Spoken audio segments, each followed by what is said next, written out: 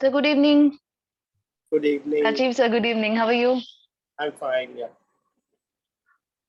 How is everything in Bangalore or Mysore? Yeah, Mysore is better. Not that hot like Delhi. It's raining here. The yoga day was this year was Yes, the center was yes, in Mysore. yes. Painting on your back is who has painted that? No, it's a filter, sir. It's not Oh, my house actually. oh, nice. Yeah, So we can start the yeah. process. We'll start. Yes, yes. Good evening, all. So this is your moderator, Dr. Parul again. Thank you, sir, for giving me this opportunity to get linked with you again. It's an honor to introduce you. So welcome all to the 19th episode of our monthly updates on environmental and occupational health issues, local, regional, and global. To start with, I'll just introduce Dr. Rajiv. We all know him, but again, I say that it's a great honor to introduce him every time. So, Dr. Rajiv is Vice President of AUHD, and he has done his graduation and DCH and MD from Maulana Azad Medical College, New Delhi. And then he's a DNB in Health and Administration, including Hospital Administration, and Certificate and Diploma in Chinese Language, University of Delhi. He's a Senior Consultant Health, Indian Railways, New Delhi, 40 years of experience in health and hospital administration, Fellow Award of Indian Public Health Association, Fellow Award of Indian Association of Occupational Health, Fellow Award of Association of Environmental and Occupational Health Delhi, published and presented more than 145 scientific papers in national and international conferences, journals, and books. Fellowship scholarship by WHO, NIH, USA, Canadian Society of International Health, International Clinical Epidemiology Network, and International Society of Priorities in Healthcare. He's member, managing committee, scientific committee on epidemiology and occupational health of International Commission on Occupational Health. Core group member for guidelines on medical preparedness and mass casualties, management of the National Disaster Management Authority, NDMA. Then member of Disaster Management Review Committee of Ministry of Railways, Government of India. Postgraduate thesis assessor in hospital administration for AIIMS, New Delhi. Accredited assessor for hospital by National Accreditation Board of Hospitals and Healthcare Providers, NABH of Quality Council of India. Written a chapter in a book, Emergency Medical Services and Disaster Management. Written a module in Diploma in Health and Hospital Management, a course of IGNOU. Awarded the Larsen and Toubro Oration of Indian Association of Occupational Health for year 2015, awarded the Dr. C.K. Ramachandra Memorial Oration of Indian Association of Occupational Health for the year 2018, awarded the Golden Jubilee Oration of IOH Karnataka State Branch for the year 2011, awarded the first VOS HCON oration by Indian Association of Occupational Health Vadodara branch in 2016, awarded the IOH Pune branch oration 2019, awarded the second Indian oil oration of AUHD 2019. Guest faculty, resource faculty, and National Institute of Financial Management, NIFM, Faridabad, National Academy of Indian Railways, Vadodara, Gujarat, Regional Occupational Health Center, Bangalore, Karnataka, Food Safety and Standards Authority of India, Federation of Indian Chambers of Commerce and Industry, FIVA Foundation. Director, Health and Family Welfare in the Ministry of Railways from 2006 to 2011. 2011 member project advisory committee of people for health project of public health foundation of India and European Commission, ex-editor of Journal of Academy of Hospital Administration. And I think sir must have not written everything. There are much more in this. So yeah, so we'll start with the session with not much of a delay. Over to you, sir. Yeah. Thank you, Dr. Parul, Thank you, sir. for a very extensive introduction. I don't know who was being introduced. Sometimes No, I get lost. Am I the same yeah. person? But for me, it is every time an encouragement to even introduce you. You know, we look up to you. So I wanted to read everything. Yeah. Okay. So let's go ahead with the Yeah. Healthscapes, the monthly video magazine for updates on occupational and environmental health issues, whether it's local, regional, and global. So today is a very important episode where we shall take stock of the World Mental Health Report, which is released last week by the World Health Organization, as well as take a look at developments at the international level, especially ILO, where in the series of videos that International Labour Organization has produced, this week they produced or rather introduced another video of interest to all occupational health professionals, especially in developing countries, and any person working in organization, it shall be useful. That is the subject of work life. The evolution of work life is now changing from balance to integration. And this video we must see in the beginning of Healthscape, because this is so momentous, documenting the change from balance to integration in the work-life process. So let's first go through this video before proceeding further. Could we have the video of work-life from balance to integration?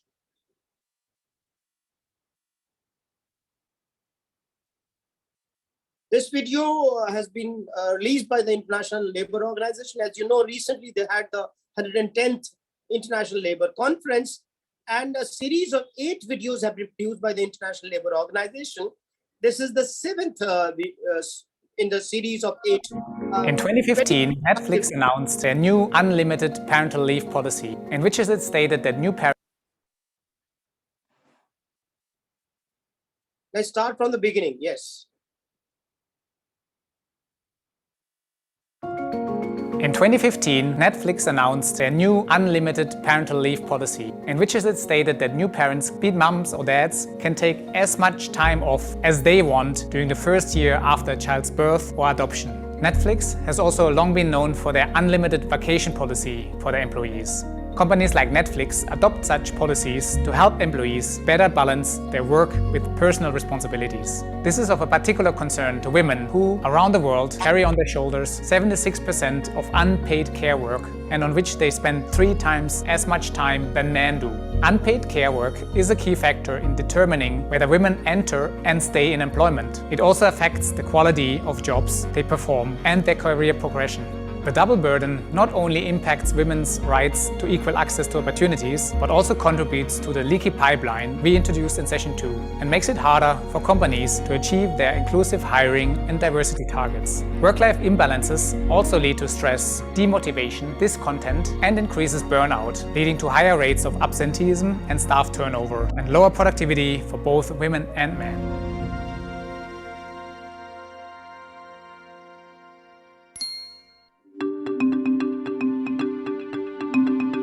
Work-life balance came into use in the 70s and 80s in the US as stressed baby boomers strove to achieve a balance between career, family, and other areas of their lives. It was an attempted answer to the question of how to have a life where one can afford time for work and time for family care, leisures, and all other aspects that make life worth living.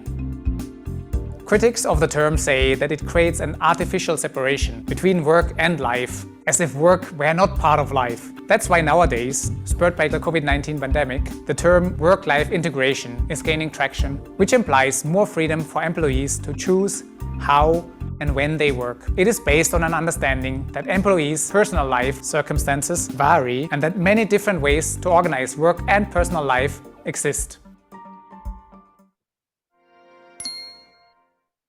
Whether you call it work-life balance or work-life integration, there are several actions companies can take to support their employees. Because these actions also take into account the uneven distribution of family responsibilities and unpaid care work, they also help you create more equal opportunities for women and also men if they are the primary caregiver. First of all, you can start by introducing flexible working arrangements to your employees. One form of flexible work is giving employees more control over their working hours so that they can customize them to fit with their lifestyle and family responsibilities. Flexible work can also mean to allow employees to choose to work permanently or temporarily in places of their comfort, like home or any other place. This practice has become widely applied by companies around the world ever since COVID-19, and it is likely to stay with us. Other practices like job shares, flexible vacation time, or opportunities to take unpaid leave can also lower pressures to be present at work for employees if it conflicts with their personal life circumstances. Flexible work allows employees to better meet their family and personal needs. It can also reduce commuting expenses and time. Even better, they can work during the hours that fit their energy cycles. This will enhance your company's image. With all that flexibility, it can be useful for companies to raise awareness of the risks of boundary violations where employees never switch off work. Some companies have introduced a right to disconnect to protect employees from 24/7 reachability. Another way companies can help employees to better balance work and personal life, namely childcare support. Our global flagship research in 2017, as well as country reports covering Bangladesh, Cambodia, Vietnam, etc., shows that employer-supported childcare is a smart investment. It is equally beneficial for employers, working parents, their children, and the economy. Childcare allows working parents to pursue their career while raising children. This reduces double burden, allow parents, especially mothers, to access better and paid job while increase gender equality.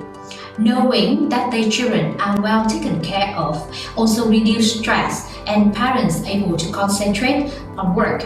Access to quality childcare benefits children as well as it enhances early childhood development. The business case for companies to support childcare is based on benefits like improved recruitment and retention, less unplanned absenteeism, higher employees' performance, and enhanced corporate reputation. In Vietnam, we look specifically at the business case for employer-supported childcare in the manufacturing sector. For example, we calculated the business benefits for a large footwear manufacturer called Evervand. 70% of Evervand employees are women, and many of them have children under 6. Understanding the needs of their employees, seeing the limited availability of quality childcare options for children under 3, Evervand built a kindergarten for its worker children, also offer monthly allowance and other support for working parents, together with predictable work hours. Calculated as monetary value, Evervand is saving up to $537,000 per year from reduced labor turnover and improved productivity. A wide range of options company can take to support employees with care responsibilities. Besides the more obvious actions like providing nurseries, kindergartens, or childcare allowance, it also includes partnerships with local authorities to arrange spaces for parental needs, childcare subsidies, extended care hours for parents working overtime or night shifts, emergency care, parenting information sessions, and flexible working hours. With these possible actions, any organization, large or small, can do something. Let's consider employer-supported childcare as part of your recruitment and retention strategy. What is important in the process is to consult with workers to understand their needs, support mothers and fathers alike, and consider collaborating with other organizations in the community to provide childcare solutions. You can also measure and track impacts related to childcare investment to identify and assess your progress. You may even think beyond childcare by considering elder care as well. Another good way to foster work-life integration is granting extended parental leave. Worldwide, in 90 out of 187 countries, statutory paid paternity leave exists. However, leave for new fathers is much rarer and usually shorter than maternity leave. As a company, you can go beyond the law by offering parental leave for both women and men and beyond the minimum periods mandated by law. This has obvious benefits for new parents. Parenting together in the first days, weeks, or months of a child's life helps shape family dynamics and set a foundation for more equal relationships, including a more equal distribution of family responsibilities in the future. This also benefits companies, as employees are usually more loyal to employers who support them during difficult periods and pay back with more engagement and motivation. As quoted by Michael Hyatt, if you're working too much and out of balance, something will eventually break. Supporting employees to integrate work and life creates a foundation for companies and their workforce to thrive over the long run. It improves well-being, reduces absenteeism and labor turnover, improves company reputation and loyalty of staff. It helps you to attract the best talent, all aspects that boost your company's productivity and performance. Have you tried to take action to boost work-life balance and integration for your workforce?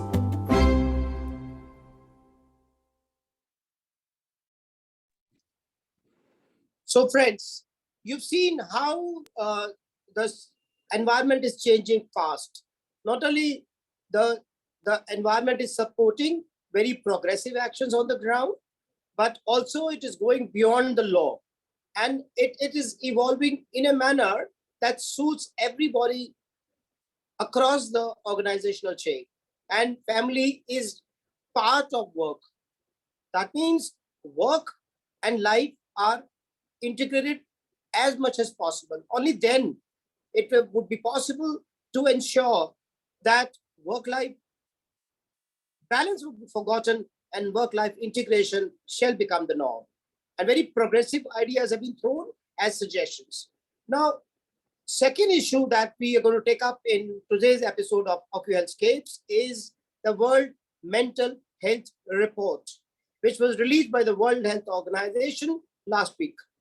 And it's a path-breaking document which shall change the dynamics of mental health practice across communities, across nations, across cities, across towns, whether it's urban and rural.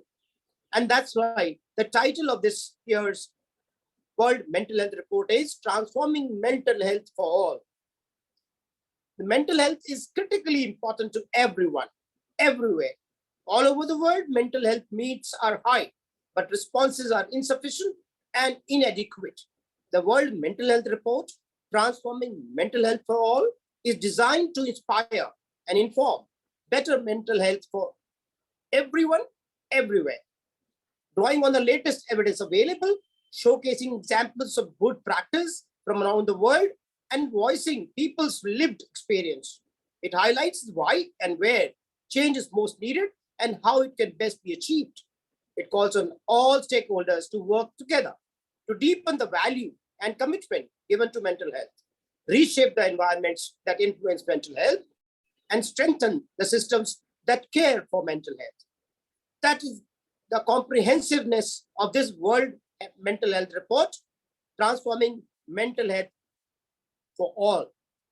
And this is so important. Here we shall listen to Dr. Tedros, the DG of WHO, talking about this report while releasing this report. Let's first listen to him before we go deeper into this report.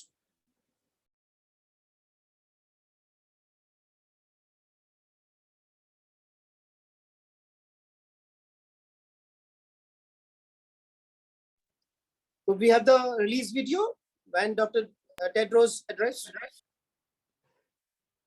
We're very, very grateful, and I don't take it for granted. I really appreciate your dedication and commitment, and look forward to your words.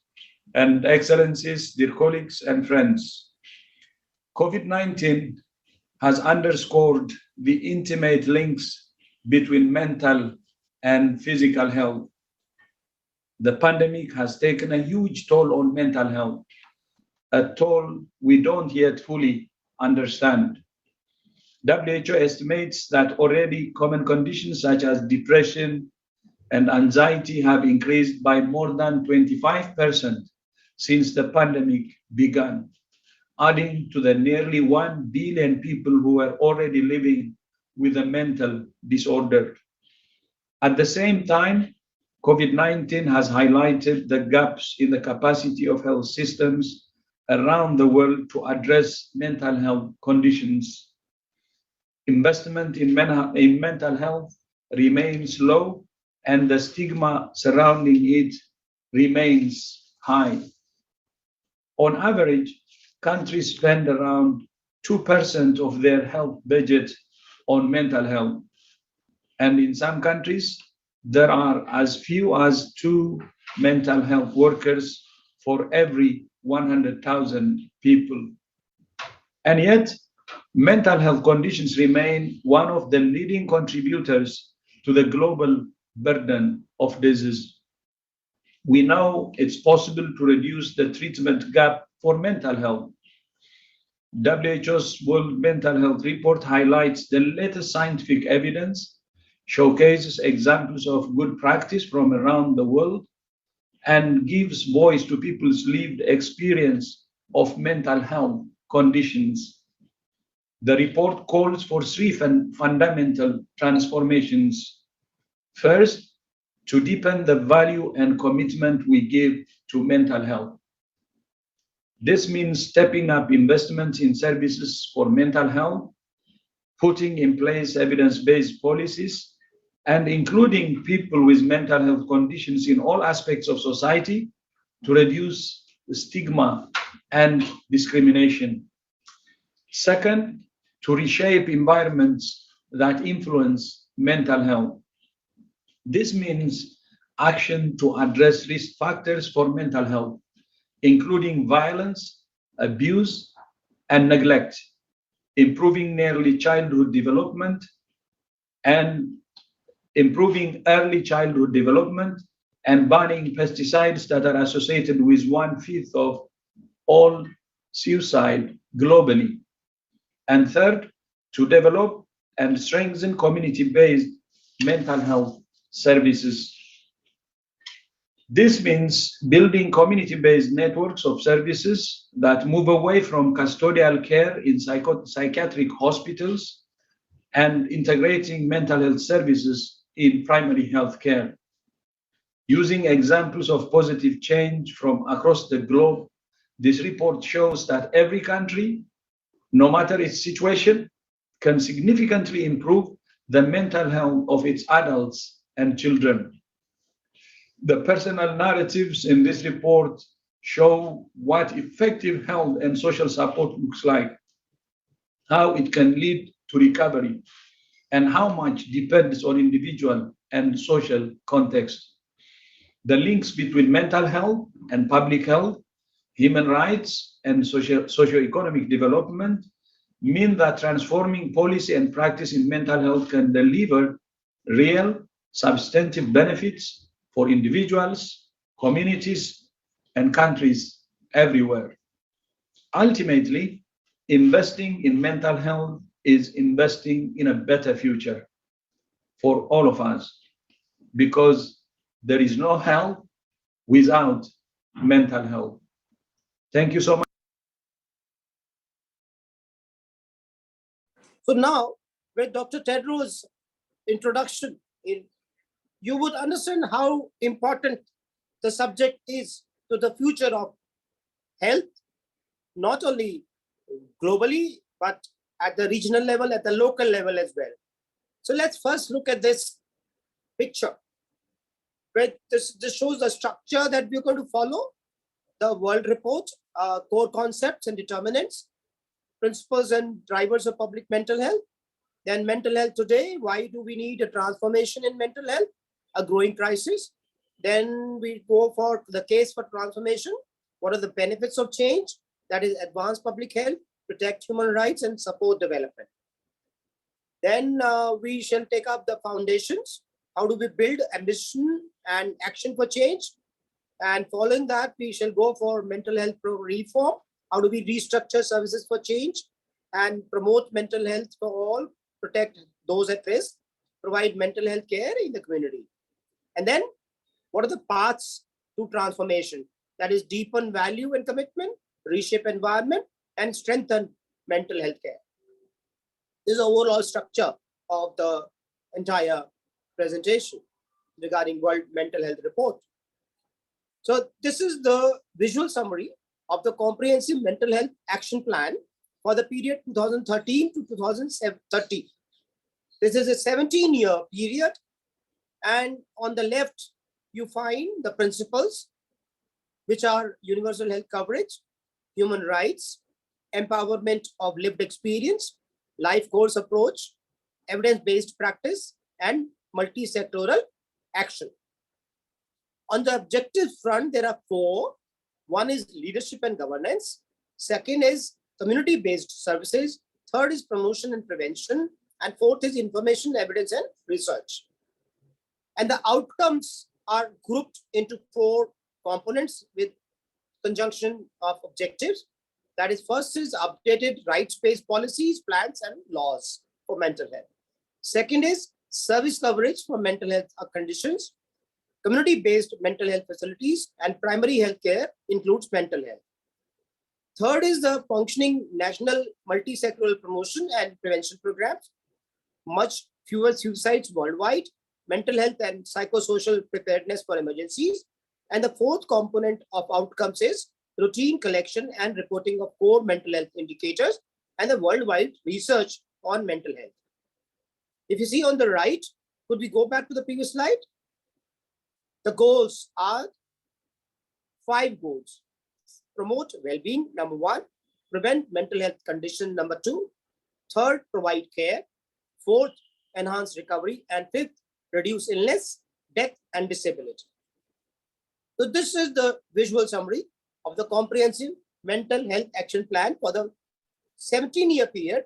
And we are now 8 years are left for this process to be completed. This is another visual where mental health has intrinsic and instrumental value, helping us to connect, function, cope, and thrive. Connect, function, cope, and thrive. All are important. Connect in terms of have positive relationships, contribute to communities, get a sense of belonging, and empathize with others. In the sense of function, apply cognitive skills, gain an education, earn a living, make healthy choices, and learn new skills. In the context of thrive, realize our own abilities, feel good, find purpose in life, think about our well-being and that of others.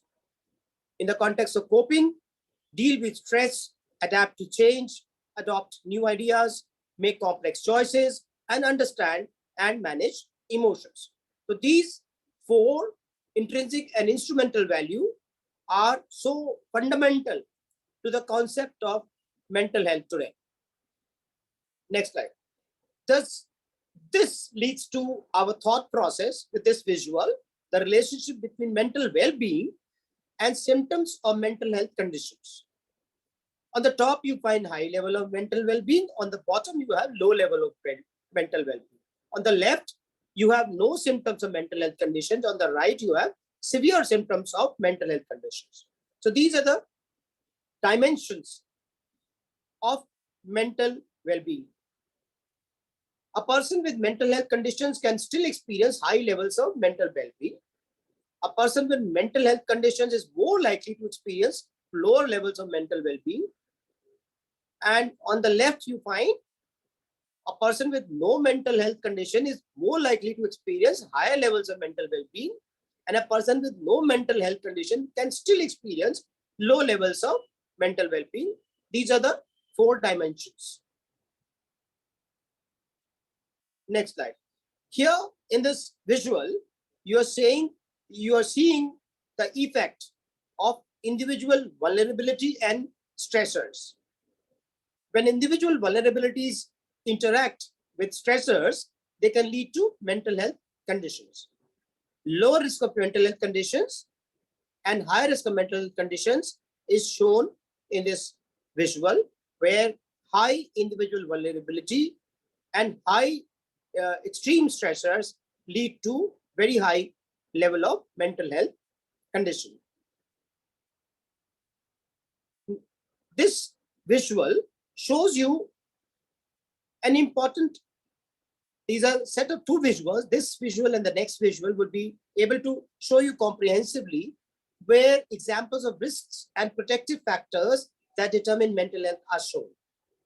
On the left are the individual factors, genetic factors, social and emotional skills, sense of self-worth and mastery, good physical health, and physical activity. On the family and community level, you have good perinatal nutrition, good parenting, physical security and safety, positive social networks, social capital and social supports, and green spaces. On the structural determinant, you have economic security, good quality infrastructure, equal access to services, quality natural environment, social justice and integration, income and social protection, social and gender equality. Now, on the bottom, you find two visuals. One is happy and one is not happy. On the happy side, on the left, are protective factors which enhance the mental health. On the right side, you find the risks which undermine the mental health. Now we go to the second part of this visual. Next slide, please. Now, genetic factors, low education, alcohol and drug use, unhealthy diet, obesity and other metabolic risks, chronic disease, vitamin D deficiency, body dissatisfaction, sleep disturbances, and obstetric complications at birth.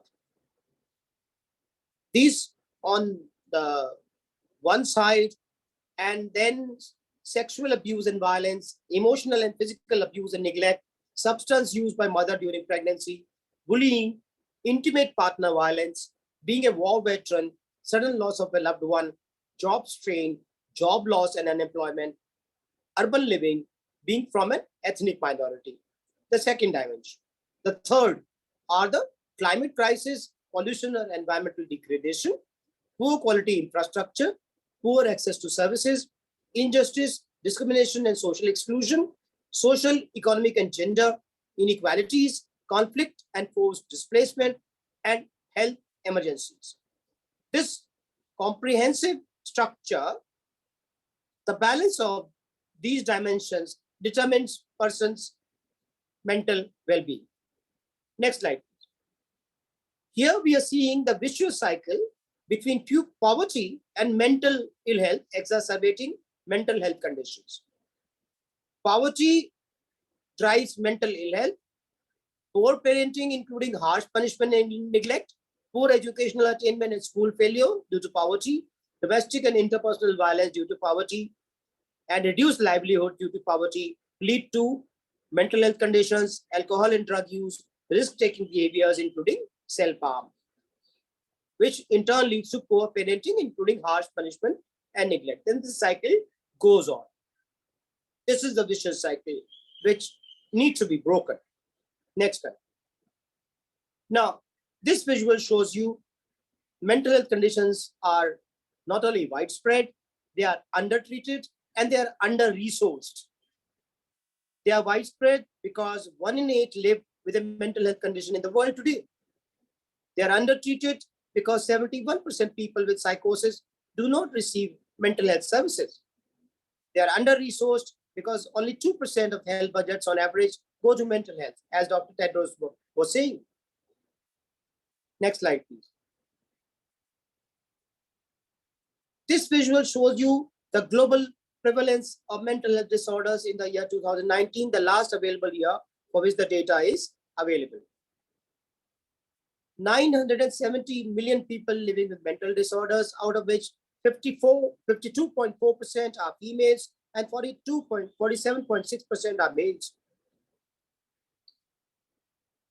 Out of this, 31% have anxiety disorders, 28.9% have depressive disorders, 11% have developmental disorders, that is idiopathic. Then 8.8% have attention deficit or hyperactivity disorder, 4.1% have bipolar disorder, 4.1% have conduct disorder, 2.9% have autism spectrum disorder, schizophrenia 2.5%, and eating disorder 1.4%. Now, if you look at the global picture comparison to high income countries, upper middle income countries, lower middle income countries, and low income countries, and dotted are all countries average, 13% of global populations living with mental disorders, and high income countries is highest, low income countries is lower. This is the prevalence of mental health across age and sex, where mental disorders contribute 970 million, schizophrenia is 24 million, depressive disorders are 280 million, bipolar is 40 million, and anxiety disorders are 301 million, eating disorder is 14 million, autism spectrum disorder 28 million, attention deficit hyperactivity 85 million, conduct disorder is 40 million, and 108 million are developmental disorder, idiopathic, and then 117 million are other mental health disorders. And you're seeing the age and the sex differential. This is the prevalence of mental health disorders across WHO regions in 2019. And the highest is in Americas with 15.6%. Second is Europe, 14.2%. Third is Southeast Asia, where India is situated, 13.2%. And Western Pacific, 11.7%. And Africa is the lowest with 10.9%. And Eastern Mediterranean is 14.7%. This is the situation of suicides in the year 2019. 703,000 people died by suicide in 2019. Global suicide rate is 9 per 1 lakh population. There has been 36% drop in suicide rate since 2000. And you're seeing in the graph how it has come down. Global age and standardized suicide rates per 1 lakh is now 36% drop. You're seeing. No, let's have the previous slide, please. 58% suicides happen before the age of 50. You're seeing the age-specific rates of total suicide and the age groups. The highest is the more than half, or around 60% occur before the age of 50. And then they slide down.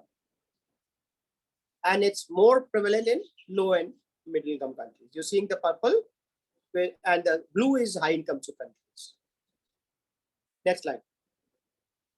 This visual shows you the global burden of mental disorders in disability adjusted life years, where it is shown 129 million, the global burden of mental disorders in Delhi's. Out of all Delhi's, 5.1% is mental disorder, 54% are females, and 45.9% are males. Out of which 39% are depression, 22% anxiety, and 11.7% schizophrenia, 7.1% idiopathic disorders, and 6.6 others, 6.5% bipolar, behavioral are 4.5%, autism spectrum is 3.3%, and 2.2% eating disorders. And you're seeing on the right the male and female proportion and age-wise distribution. These are the top 10 leading causes of global years lived with disability. YLD. You are seeing depressive disorders are number 2. First is back and neck pain, 5.6%. YLD, depressive disorder, 5.6%, equal. Other hearing loss is 4.8. Diabetes mellitus, 4.4. Uncorrected refractive error is 3.9. Anxiety disorder is 3.4. Gynecological disease is 3.4. Iron deficiency 3.4. Migraine is 3.3. And oral conditions are 2.8. You find in the top 10, 2 are mental health conditions. This is years lived with disability. So many years of one's life is lost with disability. This is a snapshot of key gaps in the public mental health. Information gap and the governance gap. And there will be others in the next slide. The information gap is incomplete data. Most countries report data to WHO, but these are often incomplete. Second is insufficient research. Less than 5% of mental health research funding goes to lower and middle income countries. And most research is basic rather than clinical or applied. Then second is the governance gap. Inadequate policies, plans, and laws. Only 21% of countries report implementing policies and plans that fully comply with human rights instruments. The second reason of governance gap is misplaced priorities. 2 out of every $3 spent on mental health goes to running psychiatric hospitals. The other two gaps are resources gap and the services gap. If you look at the resources gap, you have scant spending. Countries spend on average just 2% of their health budget on mental health. Then lack of essential medicine. In low middle income countries like India, essential psychotropics are often unavailable or unaffordable. Third is the scarce workforce. In low income countries like India, there are fewer than one mental health worker per 100,000 population. Then there is a digital divide. Most households in least developed countries do not have internet access. The fourth gap is the services gap. In the services gap, there is poor treatment coverage and limited range and quality of services. 71% of people with psychosis do not receive mental health services. Few countries provide psychosocial interventions in primary care, and few lower income countries provide income, housing, employment, or education support, which is essential. Next.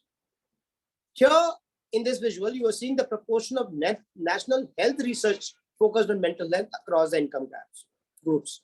4.6% of health research globally focuses on mental health, with low income countries 2.7%, low middle income countries 3.9%, upper middle income countries 5.2%, and high income countries 8%. So this also shows the huge gap.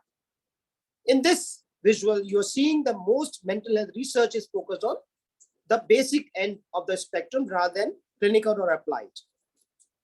If you see at the bottom, $2,075 million are spent on basic research. Then clinical, you find $633 million. And on applied, it is $998 million.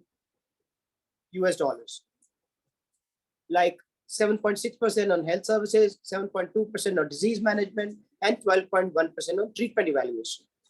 On clinical size, 4.6% on treatment development, 5.4% on detection, screening, and diagnosis, and 7.1% on prevention. But as opposed to this, 34.8% goes on etiology and 21.2% on underpinning. So the basic research consumed the substantive proportion of the budget allotted to mental health research. Next slide. This is the state of national mental health policies and plans grouped according to countries' income. You're seeing the gap from the left, low income countries, to the right, high income countries. Countries with a policy or plan on the left are 83%, on the right are 87%, while the global average is 86%. Countries that report a fully compliant policy or plan, low income is 45%, high income 60%, global is 51%. Countries that report implementing a fully compliant policy or plan, 3% on the low income and 25% on the high income side. And global average is 21%. You're seeing the stark deficiencies in national mental health policies and plans in different countries across the world. And you see the gap between developed and developing. Next slide. There's a gap between estimating and allocating resources to implement mental health plans. On the lower pink, the lighter pink side, on the left visual, are the percent of countries that estimated needed human resources, and purple, that dark purple, is percent of countries that allocated the required human resources. Here again, you find in the low income, you find out of 68% estimated needed, only 29% allocated in low income countries. On the high income side, you found 51% estimated and only 36% allocated. On the right side, you find the financial resources. Estimated is light blue and allocation is dark blue. So you find 40%, only 8% allocated in low income, and in high income, 53% estimated and 43% allocated. So here again, you find a huge gap, especially in low income countries and lower middle income countries. So So that also shows how difficult the situation is globally. Next slide. Yes, this is the specialized mental health workforce across country income groups. And you find a huge disparity. Psychiatrists are blue, mental health nurses are purple, psychologists are orange, social workers are dark blue, and other specialized workers are yellow. And you find how deficient the low-income countries and lower middle-income countries are, and how the whole manpower is concentrated in the high-income countries. Global workforce composition. Next slide. No, previous slide, please. Here you find 21% are psychiatrists, 41% are mental health nurses, 17% are psychologists, 8.6% are social workers, and 6.2% are other specialized workers. So imbalance is very much visible. Next slide. Now this is the evidence on the bi-directional links between mental health conditions and physical diseases. And that is so important for occupational health physicians to understand. There is a bi-directional link to mental health between mental health condition and physical disease. Let's take non-communicable diseases. People living with heart disease are more than twice as likely to also have depression or anxiety than other people. Diabetes is significantly linked with depression, intermittent explosive disorder, binge eating disorder, and bulimia nervosa. Depression is particularly prevalent in people with cancer. There is a strong connection between stroke and depression in both directions. People with common mental health conditions have an excess mortality of 8 to 12% through smoking, diabetes, history of myocardial infarction, and hypertension. So how strong is the link between mental health condition and non-communicable disease and vice versa? Now we come to the link between HIV/AIDS and mental health conditions. Mental health conditions are more prevalent among people living with HIV/AIDS than among the general population. Women living with HIV experience higher rates of depression, anxiety, and PTSD symptoms than either men living with HIV or women who are HIV negative. Exposure to abuse at home increases the likelihood of adolescent mental health conditions, which in turn can make it difficult for adolescents to protect themselves from HIV risk. Treating depression can improve adherence to care and clinical outcomes for people living with HIV/AIDS. So here again, you find so strong bi-directional link between HIV/AIDS and mental health. Next slide. Here you find relationship between tuberculosis and mental health condition. Depression and anxiety are more prevalent among people with tuberculosis than among the general population. Untreated depression and psychological distress in people with tuberculosis are associated with worse clinical outcomes, poorer quality of life, and greater disability. Depression is significantly linked to non-adherence to tuberculosis treatment. Medicines for tuberculosis can have negative impacts on mental health.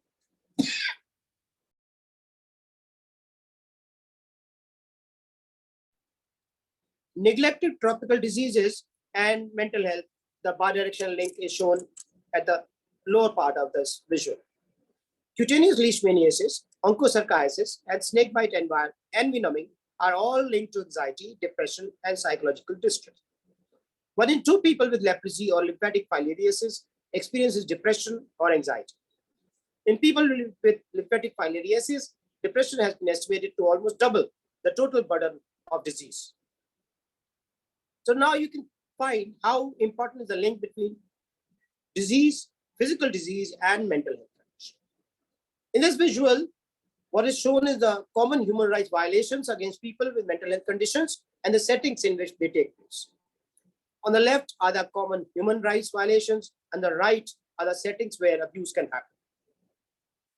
Common human rights violations are exclusion, marginalization, and discrimination, denial of employment opportunities, physical abuse and violence, no access to effective mental health services, sexual abuse and violence, arbitrary detention, denial of rights to marry and have children, no means to enable living in the community, denied access to general health services, and financial exploitation. Settings where abuse can happen are many. They could be shared community spaces, home and family settings. Workplaces also can be an important setting where abuse can happen. Mental health services and facilities, hospitals and health services, prisons and the judicial system, government and official services, and schools. So imagine the variety of settings where abuse can happen and violation of human rights can occur without people realizing that they are violating human rights. Here and in the next picture, you will find national campaigns leading to positive changes in public attitudes towards mental health. First is the national campaign in England, where anti-stigma campaign definitely reduced certain incidents. Social marketing and media activity was done. Local community events were organized. Grants for projects led by people with lived experience to targeted intervention for stakeholders, for example, students, teachers, employers, and young people, and research and evaluation were done. These were the activities. On the finding side, you find social marketing and media activity was most effective at influencing intended behavior toward people with mental health conditions. Grassroots contact-based projects were particularly effective at reducing self-stigma. Public awareness was strongly associated with campaign activity, and increased awareness was associated with more favorable attitudes. So it does make an impact. Here is an example of Australia. The title of intervention is Beyond Blue with mental health literacy program. Here the activities were focused on depression and anxiety, media advertising and training, school-based programs, mental health first aid training, community discussion forums, mental health champions, and research and evaluation. On the findings side, you find states with more activity saw more improvement in public awareness about depression and the benefits of treatment. Training programs delivered moderate increases in knowledge about mental illness. Public perception of depressed people as dangerous and unpredictable persists. In Canada, another intervention with the title Opening Minds happened where contact-based education was done. Activities were targeted intervention for stakeholders, which were youths, healthcare providers, employers and employees, and news media. Then mental health champions and research and evaluation was done.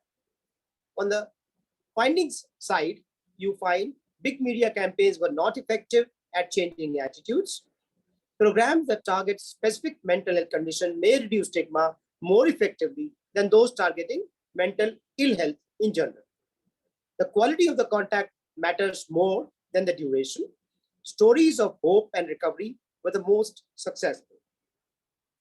So there are a number of lessons to be learned among the findings.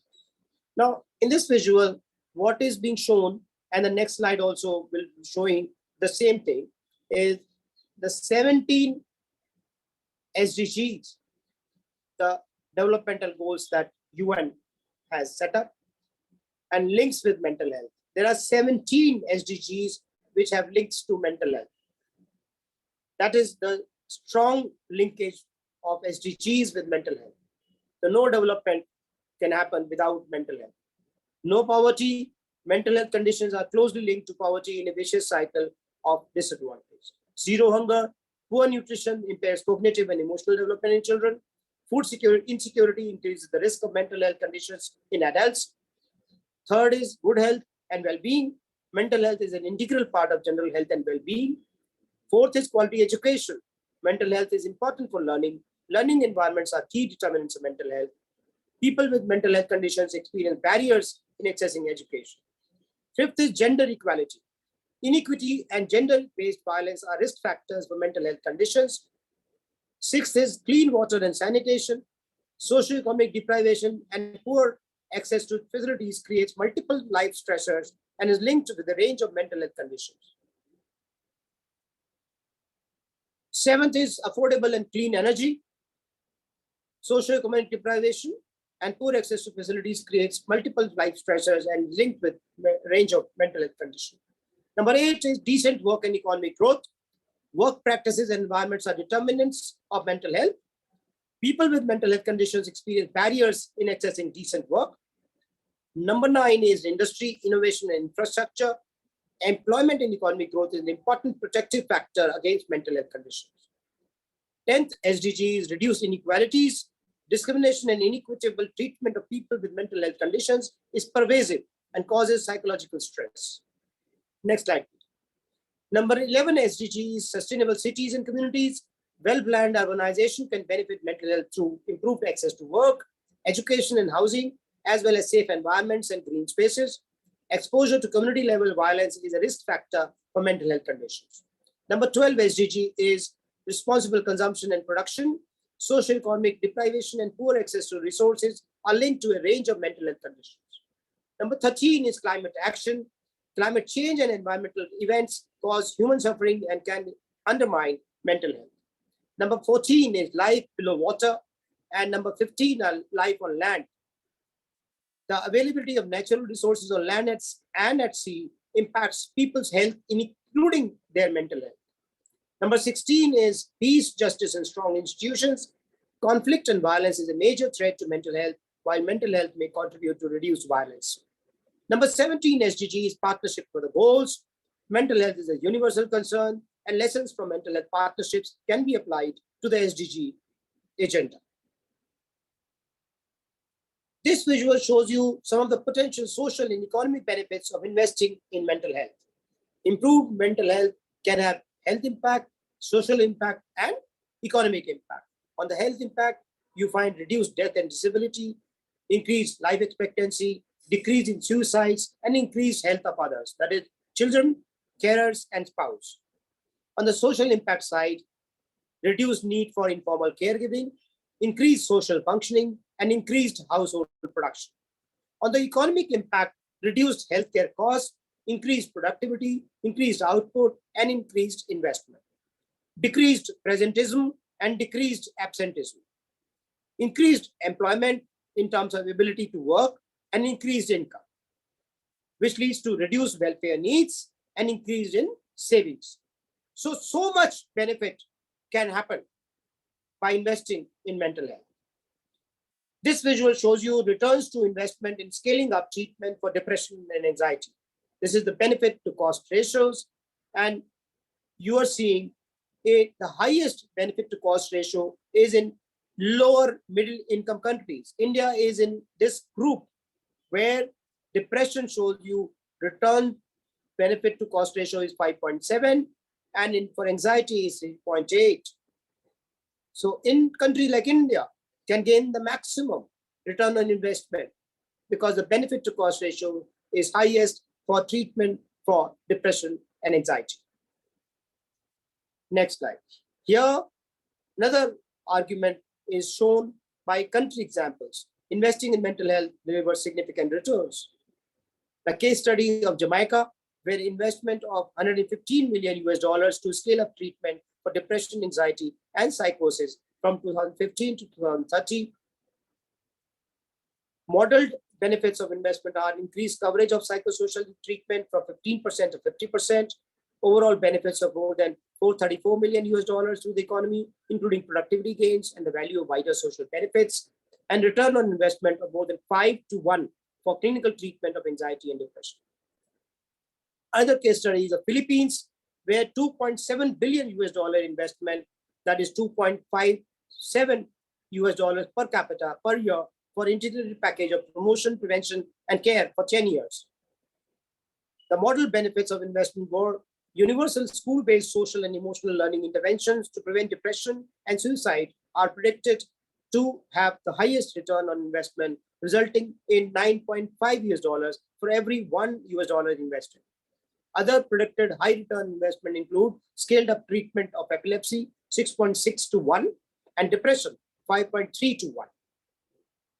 This is such a strong evidence for investing in mental health. Another case study is of South Africa, with investment of 9% of projected budget in 2035 to scale up interventions for common and severe mental health conditions, epilepsy, dementia, and alcohol and drug use disorders. Highest returns predicted for scaled up treatment of perinatal, adult, and childhood depression, with returns of 4.7, 4, and 3.6 respectively. By the end of the scale-up period, approximately 2.2 million years of healthy life would be restored, with close to 2.5 million prevalent cases averted and more than 44,000 deaths avoided. Overall savings for psychosis and dementia did not exceed costs of scaled up, but health and human rights benefits were enormous. Another case study is of Uzbekistan with investment of $398 million for the period 2021 to 2030 to scale up evidence-based interventions for common health and severe mental health conditions, as well as epilepsy and alcohol use disorders. Projected benefits of $82 million in restored productivity plus improvements in health itself that were valued at $701 million. Scale up treatment of epilepsy, treatment of depression, and universal school-based social and emotional learning interventions to prevent depression and suicide offer the highest returns on investment in terms of restored productivity and a gain of 8.7, 3.4, and $3 for every $1 invested. So you find all 4 examples giving you huge returns on investment. So it's worth investing in mental health. Next slide. Here is a visual showing political will is made up of 3 types of commitment. The 3 types of commitment are expressed commitment, institutional commitment, and budgetary commitment. Public expression of support to mental health by government leaders and decision makers is expressed commitment. Establishment of the policies, plans, and programs needed to realize the stated intent is institutional commitment, and allocation of the necessary resources required to implement the response is budgetary commitment. All 3 commitments are required to make a change on the ground. Next slide. This is the expansion of mental health services in Sri Lanka during the period 2004 to 2021. You find the very light blue are basic, very basic or no mental health services. Middle, little bit darker blue is basic mental health services, and darkest blue is comprehensive mental health services.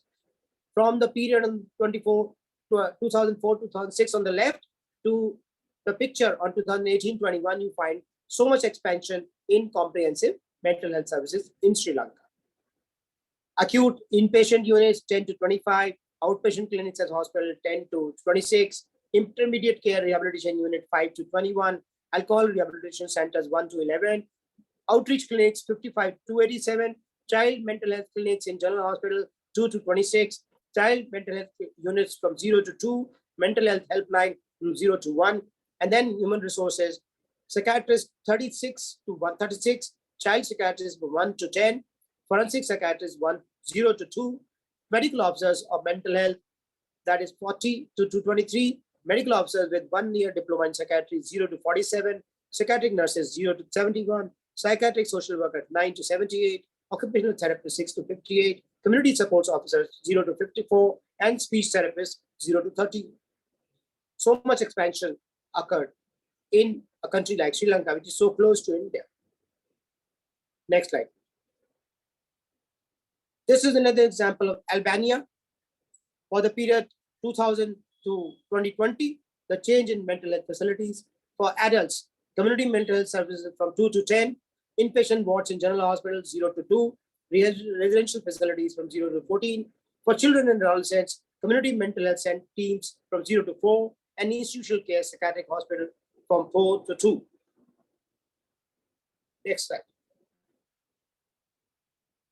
This is a tiered care allocates different but complementary tasks to workers at different levels of health system. You find at the top specialists, for example, psychiatrists, psychiatric nurses, social workers, psychologists, mental health occupational therapists. Second is general health care providers, for example, general practitioners, nurses, midwives, case managers, and other primary health care staff.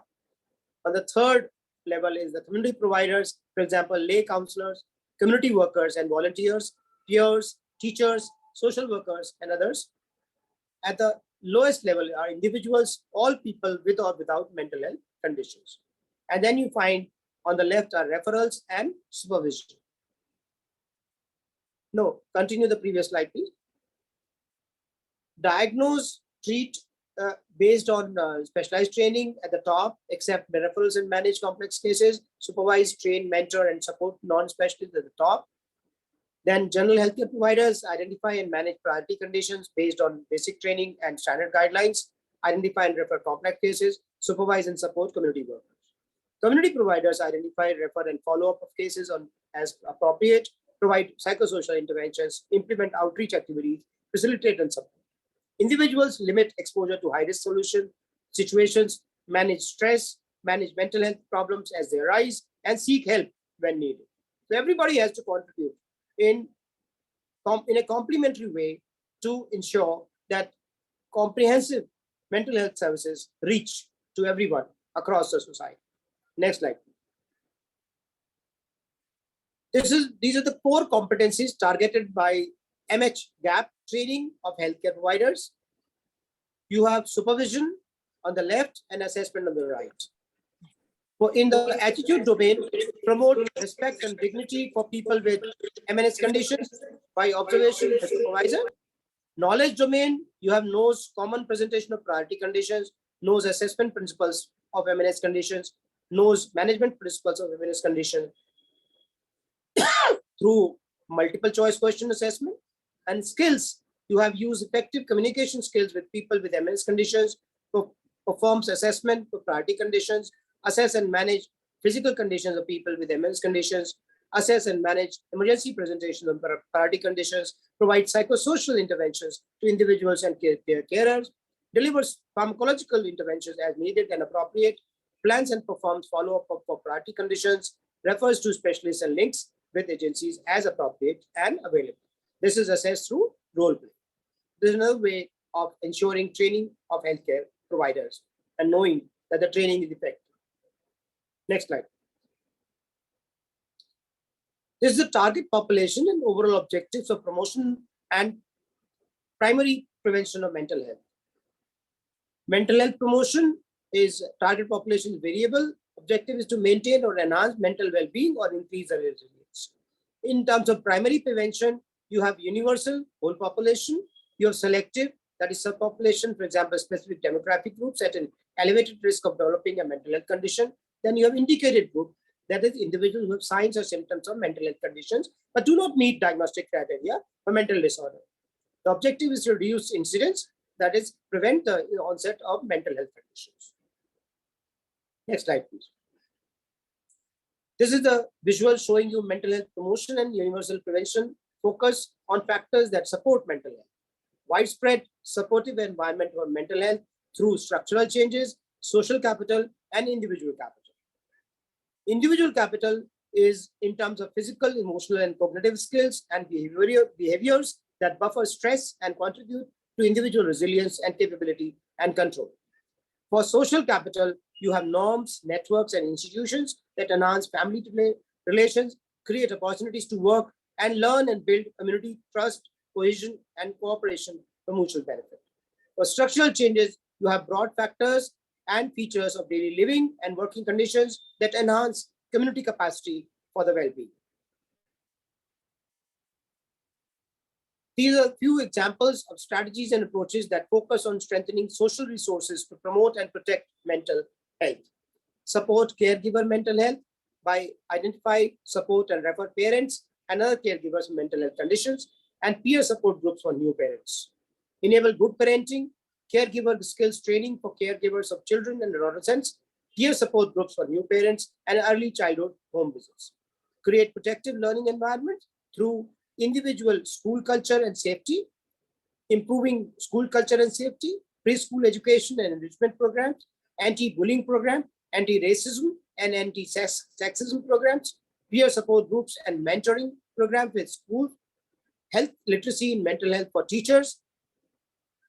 Another promotion strategies create protective working environment, policies to mitigate psychosocial risk factors, for example, on working hours and harassment, mental health awareness raising and training to enable workers to provide initial support to colleagues in distress, then reasonable work accommodations for people with mental health conditions. Next slide. Enable healthy personal relationships through healthy relationship programs for youth and couples, and anti-discrimination and anti-violence empowerment and education programs. Strengthen social support for older adults through befriending initiatives, community clubs, and social activities for the aged. create safe and supportive neighborhoods through physical changes to improve social interaction and community policy. Next slide.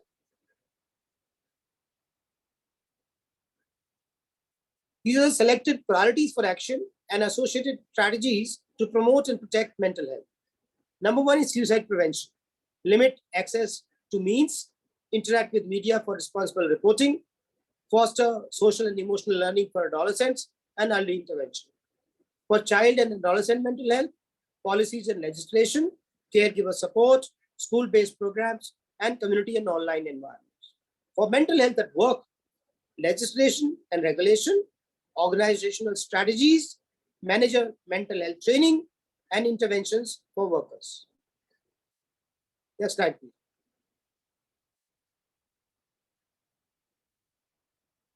This is an important area which occupational health physicians must know.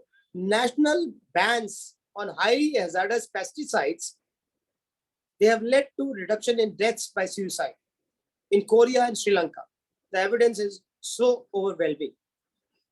If you look at left figure of Korea, total suicides is in purple and blue is percent of suicide by pesticides. You see the reduction from 2009 to 2015 just because highly hazardous pesticides led to reduction in suicide. In Sri Lanka, suicide rate is in purple. In 1983, there was ban on parathion and methyl parathion. In 1995, there was ban on all WHO class 1 toxicity chemicals. And in 1998, there was ban on endosulfan. In 2007, there was ban on dimethoate, phentheon, and paraquat. And you see the decline in suicide rate in Sri Lanka. So here you find how policy can lead to reduction in suicides in a country like Korea or Sri Lanka. Next slide. These are the few psychosocial interventions for social and emotional learning. For emotional regulation, you have techniques to improve one's ability to manage and respond to emotions effectively. For stress management, you have techniques to control levels of stress, especially chronic stress that interferes with everyday functioning. For mindfulness, you have activities to enhance abilities to pay attention purposefully in the present and without judgment. In the cognitive learning goal, you have problem solving, techniques to identify and act on solution to a challenge or difficult problem. For drug and alcohol knowledge, education about the use of drugs and alcohol and their effects. In the social learning goal, you have interpersonal skills and assertiveness. Improving skills to develop or improve close, strong, and positive relationship with others through our interpersonal skills. Improving skills to communicate one's viewpoint, needs, or wishes clearly and respectfully is through assertiveness. In the physical domain, you have physical activity, opportunities to engage in sports or physical activity, either individually or in teams. So you have emotional, cognitive, social, and physical learning goals, and you have intervention for each domain. Next slide. These are the examples of risks to mental health at work. Potential risk in job content or task design could be lack of variety in the work, underuse of skills or under-skilled for work, or insecure or informal work. Workload and work pace is also a potential risk. Example is heavy workload. Work schedule can be a potential risk due to long working hours, shift working, and inflexible hours. Job control could be a potential risk because of lack of control over workload or limited participation in decision-making about one's own work. Environment and equipment could be a potential risk. For example, poor physical working condition. So identifying the risk and controlling the activity, organizational culture and function could be a risk factor due to poor communication, unclear organizational objectives, limited opportunities of personal development, and workplace culture that enables violence, harassment, discrimination, or bullying. Interpersonal relationships at work could be a risk due to limited support from supervisors or colleagues, or violence, harassment, and bullying. Discrimination can be a risk because any discrimination based on identifying factors such as race, ethnicity, sexual orientation, gender identity, religion, or age. Discrimination against indigenous peoples, migrants, and people with disabilities, including psychosocial disability. Role in organization can be a risk through unclear job role within the organization or team. Career development could be a risk because of under promotion or over promotion, job insecurity and poor pay, and homework interface could be a risk because conflicting demands between work and non-work life. Such a wide range of risks and such a wide range of examples, and there could be more. This visual is the model network of community-based mental health services. At the center is mental health in general healthcare, community mental health services, and mental health beyond the health sector. In the mental health, in general healthcare, you have general hospitals, specific health programs, and primary health care. In the general hospitals, you have outpatient care, acute inpatient care, then you have liaison care. Then you have crisis services, then you have outreach services. For the specific health programs, you have maternal and child health clinic, NCD services, NTD services, and HIV/AIDS and TB services. In the primary health care, you have medical care, psychological counseling, and community health work. For the community mental health services, you have community mental health centers and teams providing clinical care and support and daycare. You also have psychosocial rehabilitation through daycare and vocational assistance and adult learning. You also have peer support services as part of community mental health services. Also, you have supported living services as part of community mental health services through long stay accommodation and short stay accommodation. For the mental health beyond the health sector, you have social services and non-health settings. For the social services, you have child protection, social housing, employment, and social benefits. For the non-health settings, you have workplace health services, prison health services, and school health services. So to be able to understand what is community-based mental health services, this visual should be understood in its comprehensive component and how one factor interacts with the other factor. Next slide. These are the steps in planning and budgeting mental health services.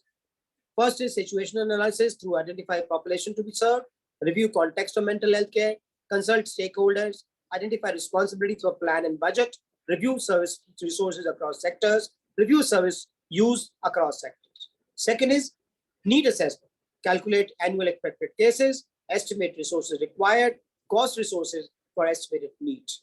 And then third is target setting. Set priorities based on need, appraise the options, set medium-term targets, that is 3 to 5 years for new service functions and facilities, extended capacity of existing services, disinvestment from low priorities, and collection of data for next planning cycle. And fourth is implementation by managing the budgets, monitoring, and evaluation. Next slide. This is the deinstitutionalization involves simultaneously increasing discharges, reducing admissions, and scaling up care in the community. Reducing admissions by systematically reducing new psychiatric hospital admissions and enhance the quality of care and rights of people in all inpatient or residual care.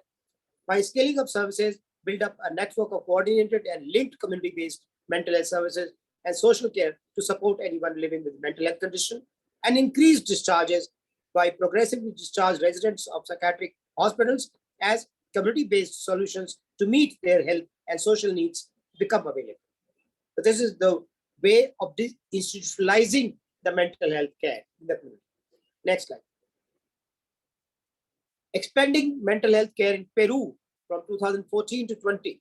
You find total workforce increased from 12.4 to 28 workers per lakh population, psychiatrists 0.8 to 4, psychologists 5.1 to 19, and mental health nurse 6.1 to 3.9. In community-based services, community mental health centers increased from 23 to 208, protected homes from 6 to 55, mental health expenditure rose as percent of total government expenditure from 0.3% to 2.3%. Next slide. These are the example services that can be provided by community mental health centers: treatment, consultations, individual and group therapies, follow-up support, daycare, home visits, medication, prescription and supply. Overnight care, short-term emergency care. Community outreach through awareness campaigns and trainings. Coordination across healthcare levels and settings with community partners for housing and social support. Social inclusion through social and cultural events, educational activities, economic activities, and support groups through peer support groups for families, and caregivers support groups. Constituting the community mental health service. Next slide, please. These are the examples of how social benefits from around the world can promote and protect mental health. Mexico, you have non-contributory pensions, significant positive impact on symptoms of older adults. In England, you have personal health budget, positive outcome for people's choice, control and quality of life. In Sweden, you have unconditional cash transfers, significantly better perceived quality of life and social networks. In India, cash grants to new mothers leads to reduction in measures of maternal depression. Unconditional cash transfers in Kenya reduced prevalence of depressive symptoms among young men. In Malawi, unconditional cash transfers reduce symptoms of depression in youth, especially girls. In Brazil, conditional cash transfers lead to reduced suicide rates. So there is evidence of social benefits helping, promoting, and protecting mental health. Next slide.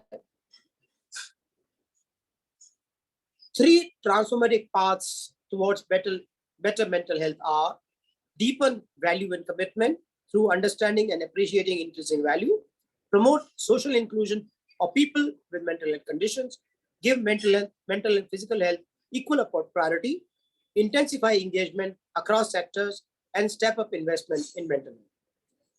Another transformation path is reshape the environment, reshape physical, social, and economic characteristics of different environments for mental health, including homes, schools, workplaces, healthcare services, communities, and natural environments, and strengthen mental health care by building community-based networks of services, move away from custodial care in psychiatric hospitals, diversify and scale up care options, make mental health affordable and accessible for all, promote person-centered, human rights-based care, and engage and empower people with lived experience.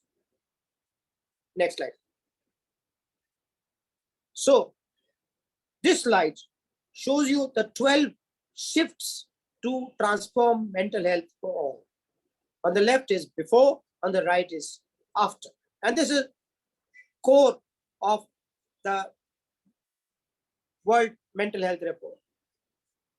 Limited value and attention to mental health is to be replaced with mental health is valued by all.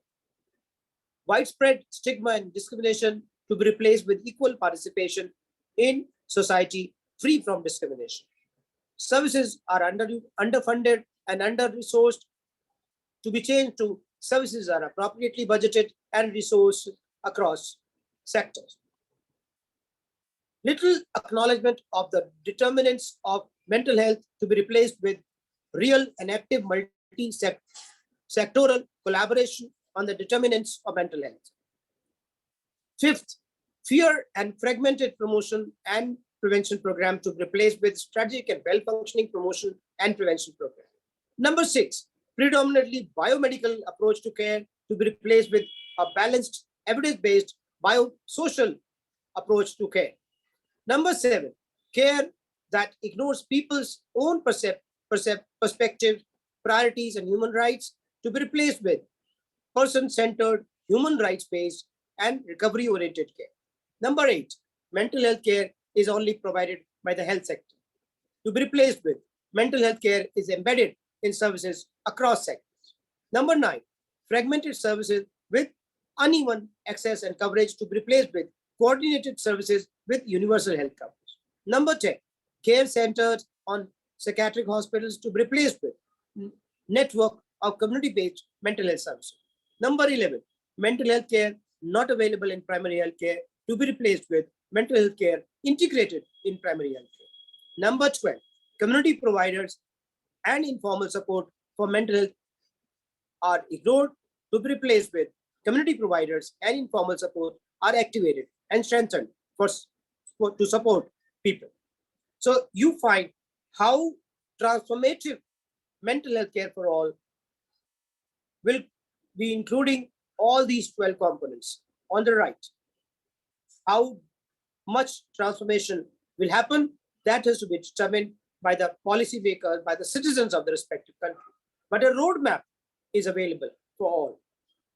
So having gone through the mental health, World Mental Health Report, you would find this has tangible action agenda for all the governments, all the citizens of all the countries in the world. Now we change our discussion to an important event which is going to happen from 1st of July. Adopting eco-friendly habits, only 29,968 tons is recycled, which is on roughly 13%. 230,525 tons of plastic waste is generated in Delhi in 2019-20. 46,105 tons, that is 20%, is burned in facilities or used to make roads. 67% is unaccounted for, possibly reaching the Yamuna drains, informal dumps, or landfill sites. Delhi is second highest in per capita per day plastic waste generation, that is 36.7 grams, after Goa, which is 61.2 gram per capita per day. National average is 7.6 gram per capita per day. Delhi is seventh highest plastic waste producer. Number one is Maharashtra, second Tamil Nadu, third Gujarat, fourth West Bengal, fifth Karnataka, and sixth Telangana. Single-use plastic bags below 75 micron thickness banned since September 2021. Single-use plastic bags and other items below 50 microns thickness have been banned since 2018. The experts say 8 to 15% of all plastic, including polystyrene, that is thermocol, is non-recyclable. Up to 50% of rest of the plastic is recycled. Ban 19 single-use plastic items to be banned pan-India from 1st of July under new Plastic Waste Management Amendment Rule 2021. 1st of July, please remember. And today is 25th of June. And we are just 1 week before. That is on July 1. All 19 single-use plastic items are banned. Items include earbuds with plastic sticks for balloons, plastic flags, candy sticks, ice cream sticks, polystyrene, that is thermocol for decoration, plastic made plates, cups, glasses, cutleries, straw, etc. Plastic bags below 120 microns to be banned from December 31, 2022. There are total 840 producers of plastic or multi-layer manufacturing or recycling units in Delhi. So single-use plastic item alternative and is shown on the right side of the picture. Earbuds with plastic buds to be replaced with bamboo and other wooden sticks for earbuds. Plastic sticks for balloons are to be replaced with broom and bamboo sticks. Plastic flags to be replaced with cloth flag with wooden stick. Candy sticks to be replaced with bamboo sticks. Ice cream sticks with wooden sticks. Polystyrene thermocol for decoration replaced with decoration with flowers, cloth, paper, and other biodegradable material. Forks to be replaced with stainless steel and wooden forks. Cups to be replaced with stainless steel cups, ceramic cups, cooler, biodegradable cups, plastic cups with PLA coating. Glasses to be replaced with stainless steel glass, cooler, biodegradable glass, plastic glasses with PLA coating. Spoon to be replaced with stainless steel, wooden, or bamboo spoons. Knives to be replaced with wooden knives. Straw is to be replaced with bamboo, paper, stainless steel straw. Trays to be replaced with earthenware, edible plates, stainless steel plates, ceramic plates. Plates with earthenware, stainless steel utensils, ceramic ware, parchment paper, cellophane, earthenware, banana, and leaf wrapping. Wrapping or packing films around invitation cards. There is no need to wrap an invitation card. If required, jute bag, cloth bag, or a simple paper bag can be used to put the card in. Wrapping or packaging films around cigarette packets, cellophane, cellulose film, recycled paper, box made from recycled cardboard can be used.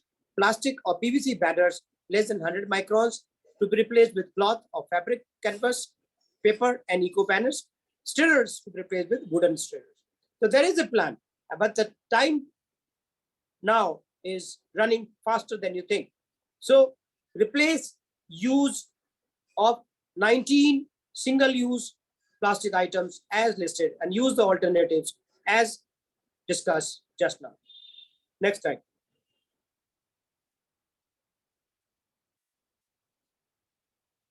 International Commission on Occupational Health made a statement on protecting the occupational safety and health of migrant workers. On 27th May 2022, they decided that observing that globally it is estimated that the number of people living outside of their country of origin reaching 281 million in 2020, approximately the size of the entire population of Indonesia, the world's fourth most populous country. Most of these migrants come from low and middle income countries to high income countries. Currently, 65% of migrants live in high income countries.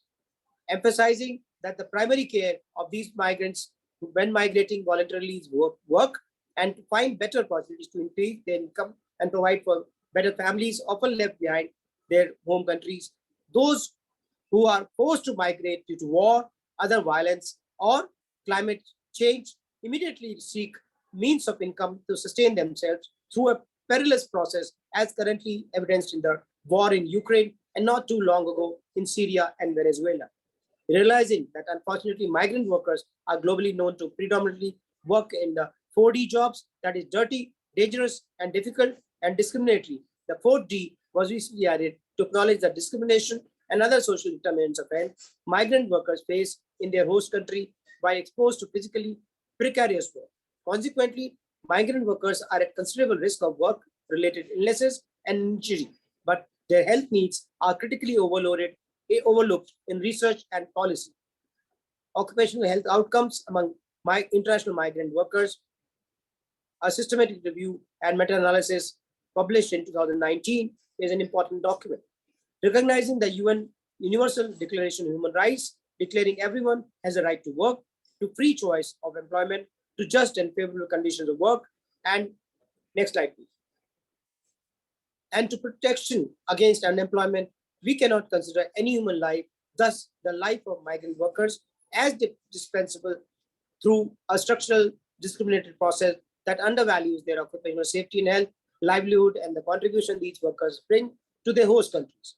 This was clearly seen during the preparation for the upcoming World Cup in Qatar, where migrant workers were exposed to a multiplicity of serious hazards, including deadly heat hazards, and where we need to confirm that monetary payment does not give any one person, employer, or country the right to impose forced labor or exploitation as a form of modern slavery.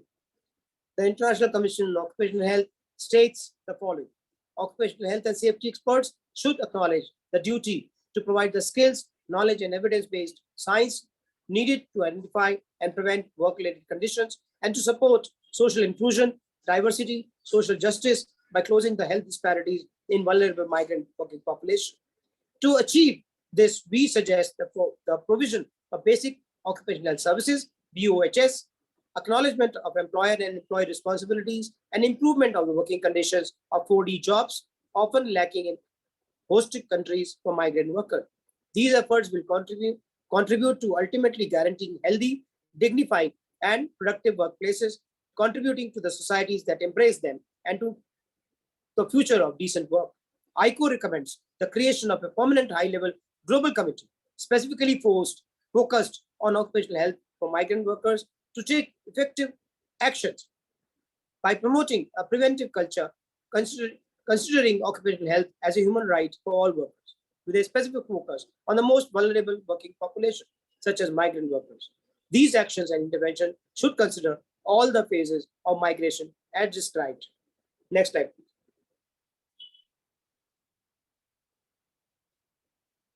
Next slide, please.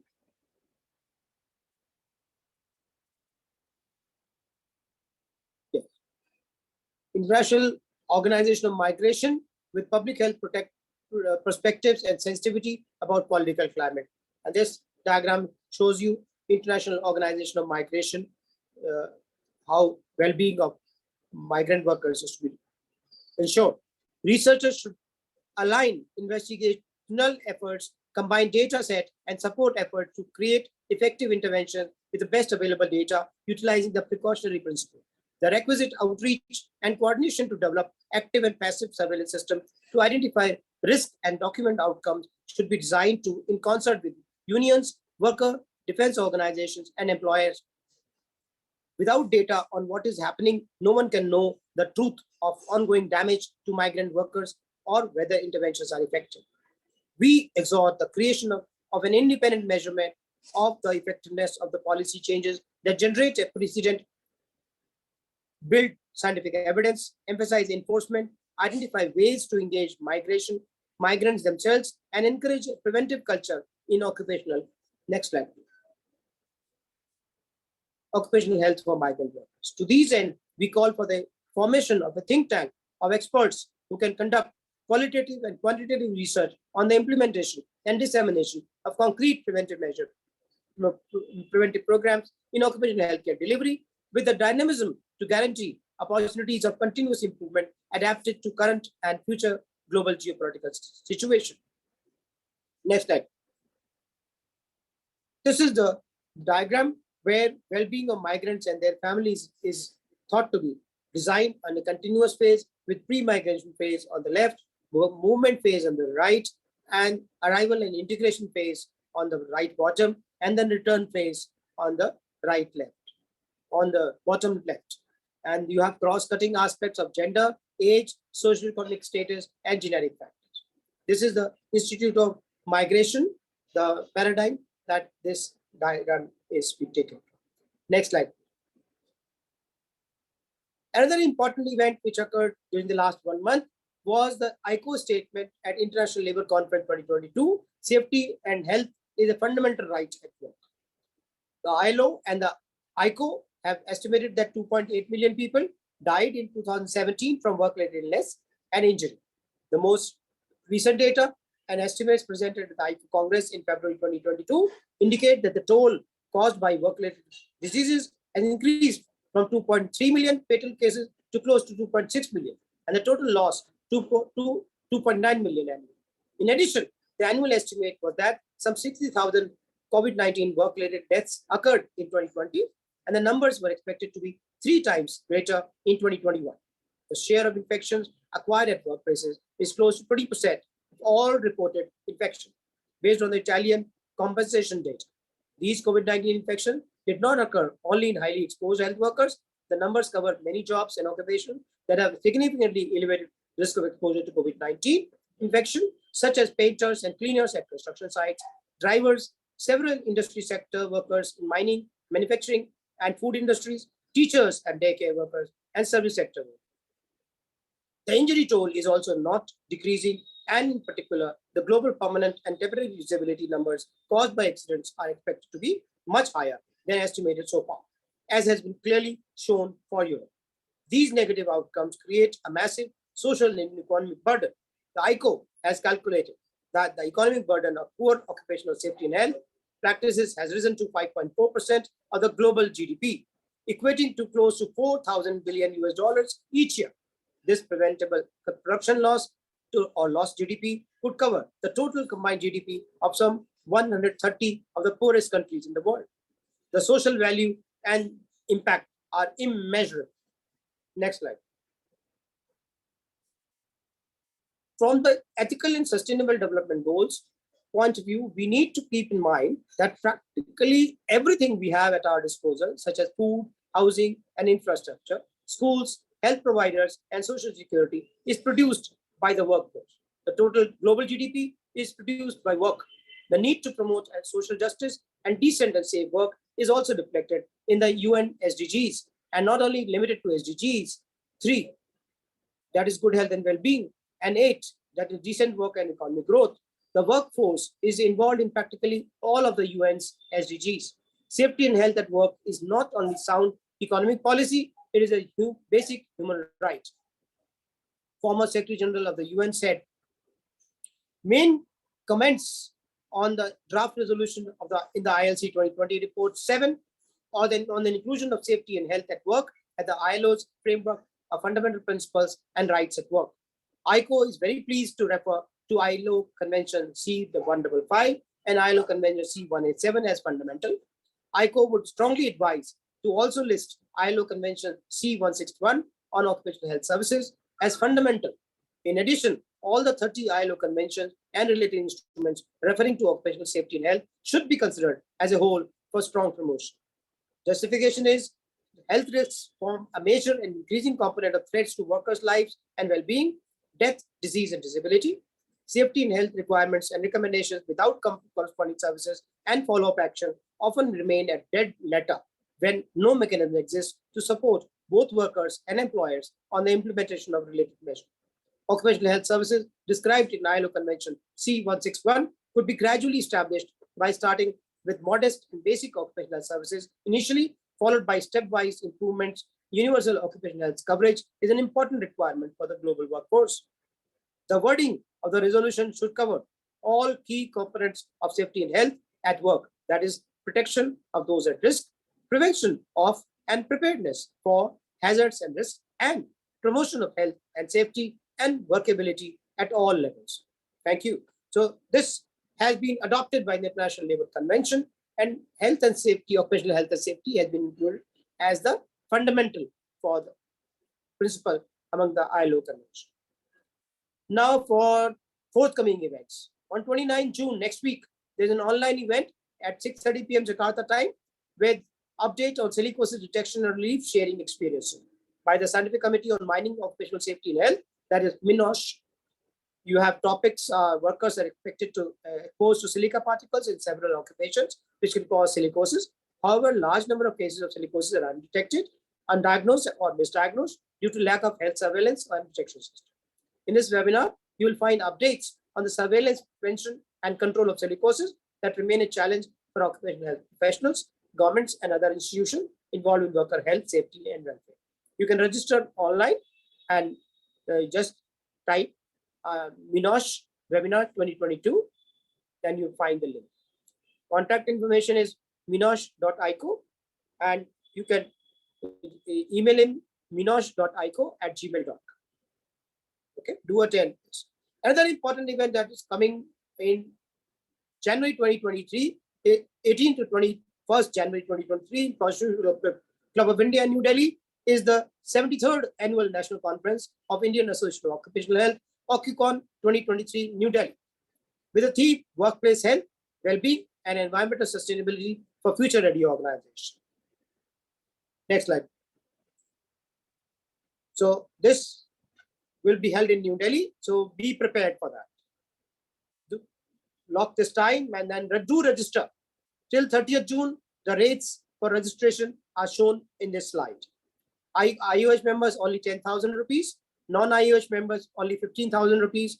Willing to become IOH members, that is 7,000 IOH membership and 10,000 registration with 17,000 rupees.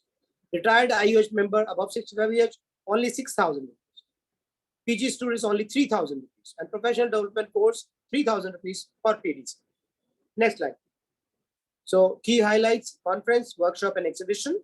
So take benefit of this wonderful event, not only local event, but national event and a global event. The website is occucon.com. Next slide. Another important event which is going to happen in March 2023 is EPICO 2023, which is the flagship event of International Commission on Occupational Health, the Scientific Committee on Epidemiology in Occupational Health, which is the 29th International Symposium on Epidemiology in Occupational Health, which will be held in Mumbai by IOH Mumbai at the Tata Memorial Center, with free conference workshop on 14th March and main conference from 15 to 17 March 2023. Next slide, please. So this is the registration fees up to January 31 and from February 1. You can see different rates for different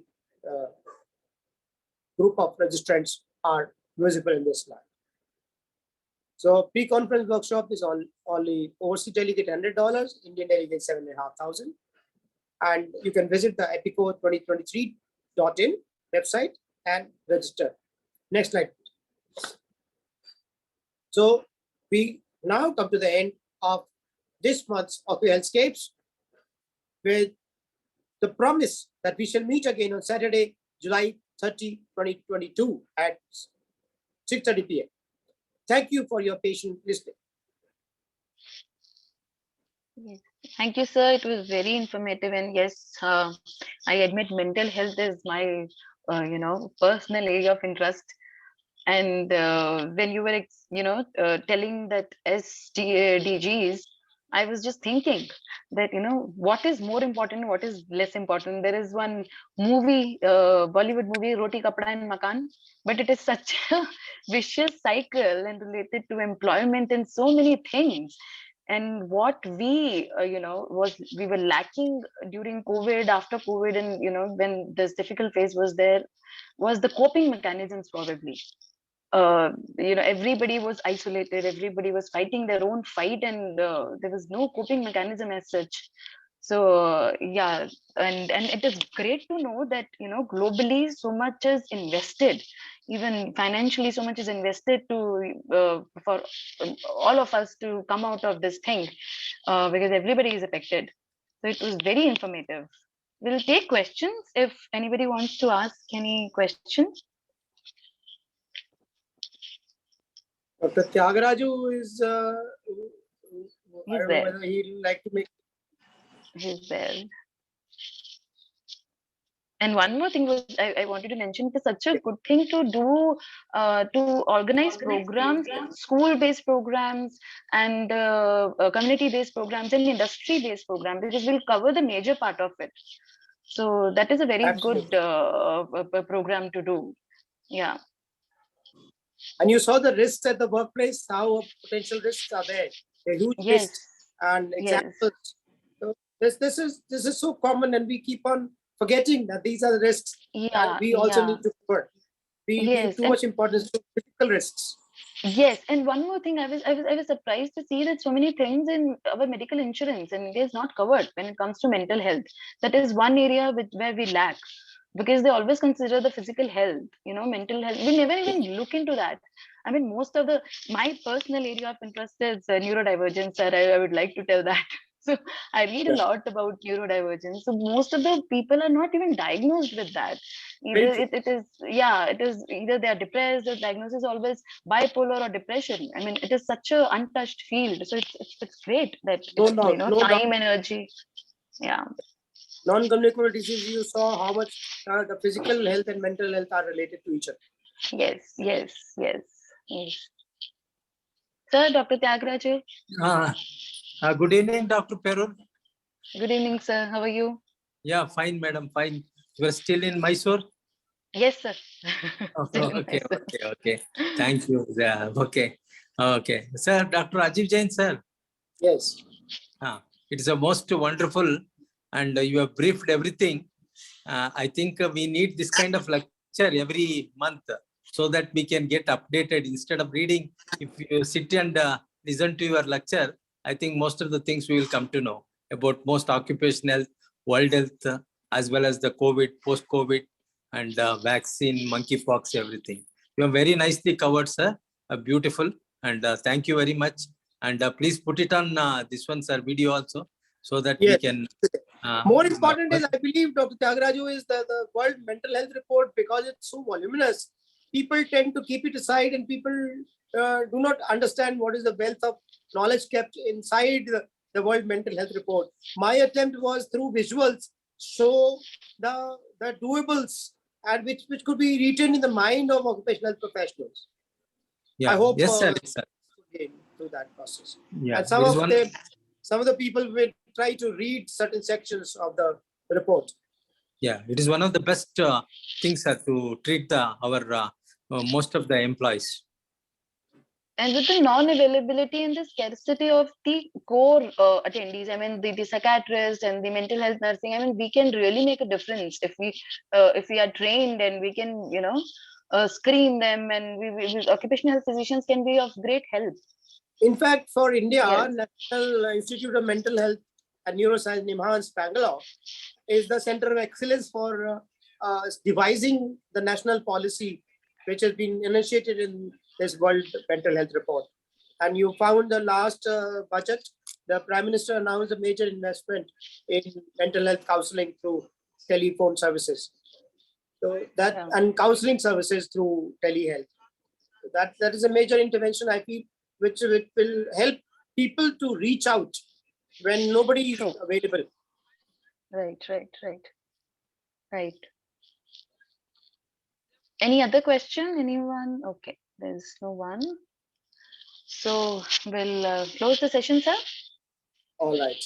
And hope to see you on 30th again. And it was very Yes. informative. And yes, we look up Thank- to for update us. Yes, thanks a lot, sir, and thanks for giving me opportunity to again get connected with you. Thank you so much for.